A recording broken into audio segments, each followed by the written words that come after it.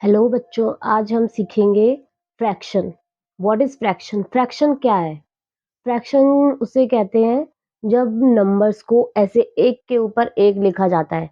जैसे 1/2, इसे 1/2 बोल लो, चाहे 1/2 बोल लेते हैं। तो ऐसे नंबर जब डिजिट्स को ऐसे एक के ऊपर एक लिखा जाता है तो उसे फ्रैक्शंस में नंबर बोलते हैं। जैसे 1/3, 1/4, 2/3, 2/5, 3/4। तो ये सारे नंबर्स क्या है? फ्रैक्शन होता है। फ्रैक्शन एक किस होल पार्ट का एक पार्ट होता है। होल नंबर का क्या होता है? फ्रैक्शन एक पार्ट होता है।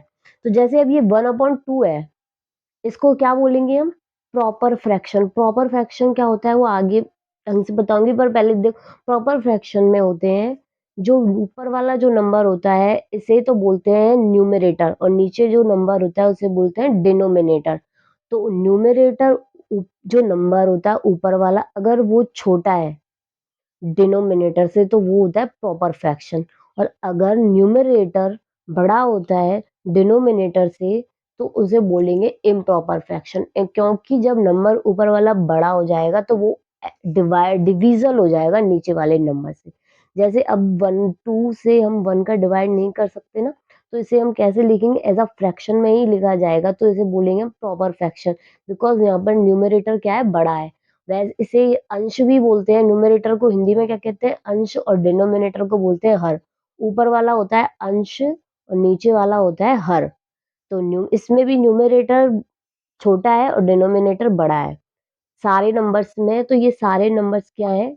प्रॉपर फ्रैक्शन में। और इम्प्रॉपर फ्रैक्शन में क्या होते हैं? ये उल्टे हो जाते हैं। जैसे उल्टे का मतलब है ऊपर वाला न्यूमरेटर बड़ा हो जाएगा और डिनोमिनेटर छोटा हो जाएगा। उसे हम कैसे लिखते हैं? 2/1, 3/1, 4/1, 3/2।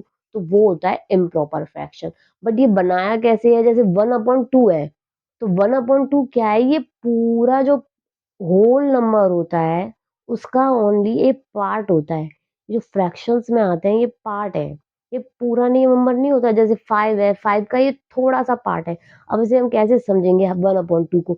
जो ये नीचे जो नंबर है डिनोमिनेटर में, ये क्या है? किसी भी चीज को, जैसे ये पूरा पार्ट है, ये स्क्वायर बनाया है। स्क्वायर के हमने कितने पार्ट कर दिए हैं? 1 और 2। तो जितने हम पार्ट कर देंगे किसी भी नंबर के, उसे तो हम लिखते हैं नीचे।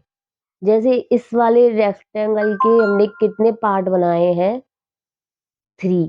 तो इस जो डिनोमिनेटर में क्या आ जाएगा? जितने इसके पार्ट कर देंगे 1, 2, 3। तो जिस नंबर के जितने हम पार्ट कर देते हैं वो तो आएगा नीचे।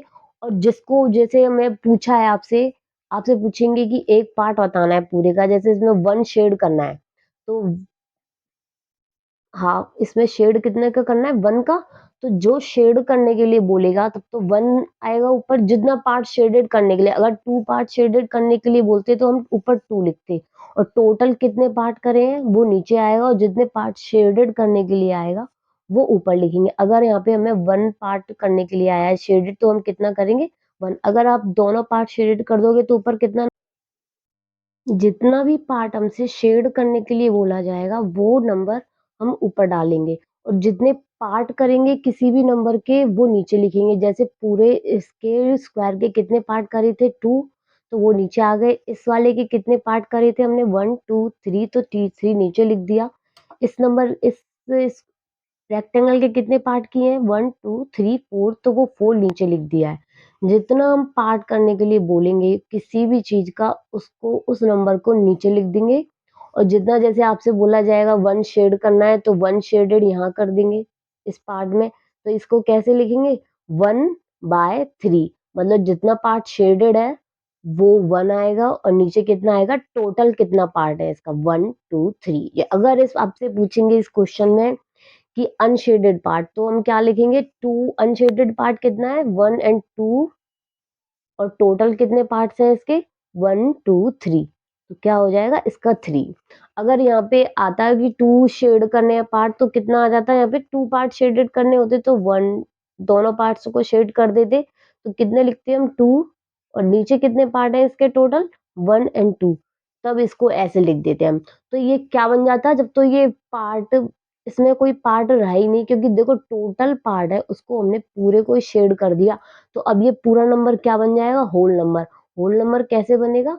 क्योंकि इसके 2 से 2 को डिवाइड कर देंगे हम, 2 1 जा 2, 2 1 जा 2 तो आंसर क्या आ जाएगा 1। तो ये पूरा एक फ्रैक्शन को जब पूरा होल नंबर बन जाता है तो वो क्या बन जाएगा? पूरा फ्रैक्शन 1 में आ जाता है, 1 में कन्वर्ट हो जाएगा।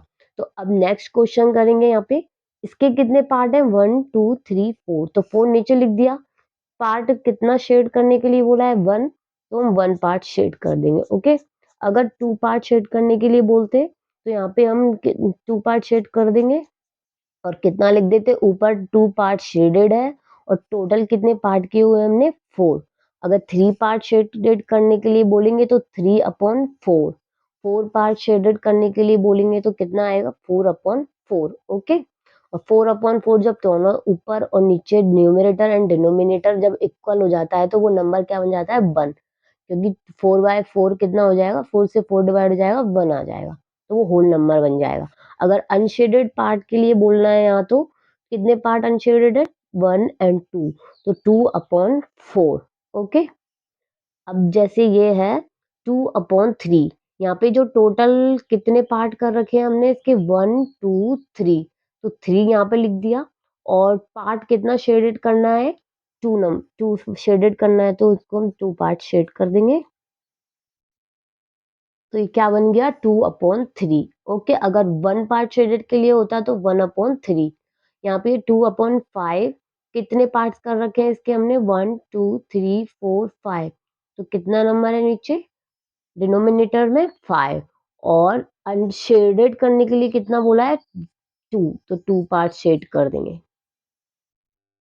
ऐसे ये 3/4 है, 3/4 में 4 कितना नंबर है? 1 2 3 4 किसी भी होल नंबर को कितने पार्ट्स में डिवाइड कर रखा है? 4 नंबर में, तो 4 हम नीचे लिख देंगे और कितना पार्ट शेडेड करना है तो उसको लिखेंगे 3 पार्ट्स में, तो 1 2 3 3 पार्ट्स को हम शेड कर देंगे। ओके, तो ये वाले फ्रैक्शंस को इस तरह से ये शेडेड अनशेडेड वाले जो क्वेश्चन आते हैं वो ऐसे ही सॉल्व करेंगे।